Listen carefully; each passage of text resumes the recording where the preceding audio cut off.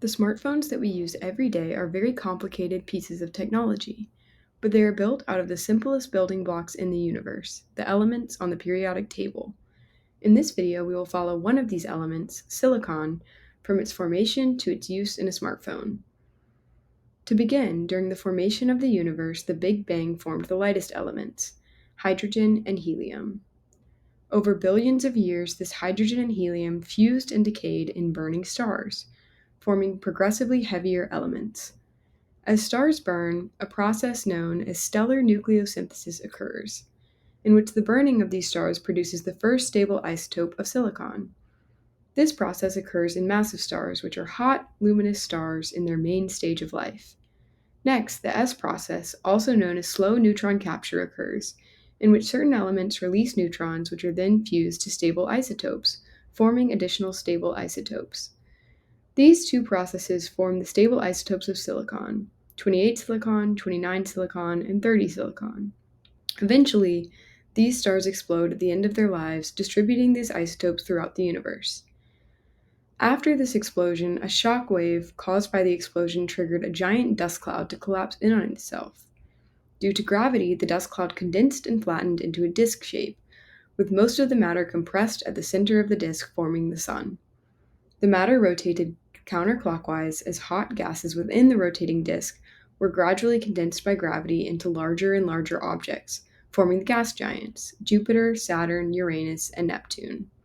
Wind and flames from the sun push the hot gaseous objects further away from the sun, sending them to their current location on the outer parts of the solar system. Meanwhile, metals such as magnesium, calcium, iron, and silicon were also condensed into spheres by gravity, forming the terrestrial planets Mercury, Venus, Mars, and Earth, which remained closer to the sun. This is how silicon became incorporated into the Earth. Within the Earth, the heavier elements such as iron sank to the center of the Earth, forming the core, while the lighter elements such as silicon remained towards the surface. This is because the charge and ionic radius of an ion determine where in the Earth's layers that element ends up. Due to the large positive charge and a large atomic radius of silicon, during melting of the Earth's mantle, silicon rose to the surface and became primarily incorporated into the Earth's crust minerals. Silicon is extremely abundant in the Earth's crust, but it must be mined in order to be used in smartphones. Silicon is found in many silicate materials such as feldspar and mica, but its form with the fewest contaminants is SiO2, also known as quartz, a very common mineral. The largest deposit of quartz is found in Spruce Pine, North Carolina. This deposit was formed hundreds of millions of years ago when the area was located south of the equator. The friction between moving plates in this region created extreme heat and pressure, forcing magma into cracks in the host rock and forming pegmatites. Pegmatites are igneous rocks that contain coarse grains of different types of minerals, including quartz. To mine this quartz, open pit mines or dredging are used. After the quartz is mined, pure silicon must be extracted from the quartz for use in our smartphones. The first step of this process is to heat the quartz to extremely high temperatures, over 2000 degrees Celsius.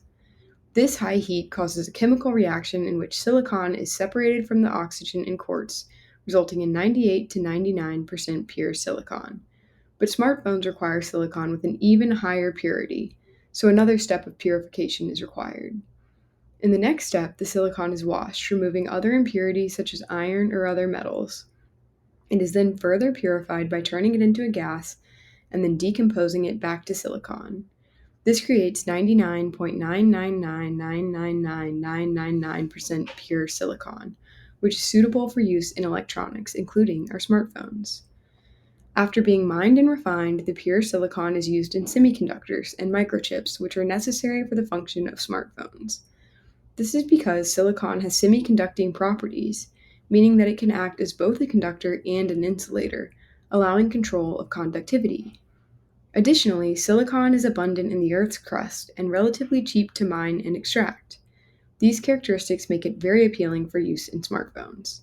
However, the open pit mines used for mining cause significant habitat destruction and disrupt ecosystems.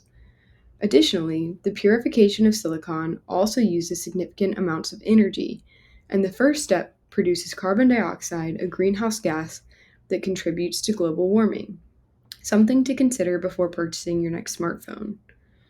The silicon found in your smartphone has taken a very long journey from the formation of the universe to its incorporation into the Earth's crust, to being mined and refined until it was eventually used to build the smartphone in your pocket.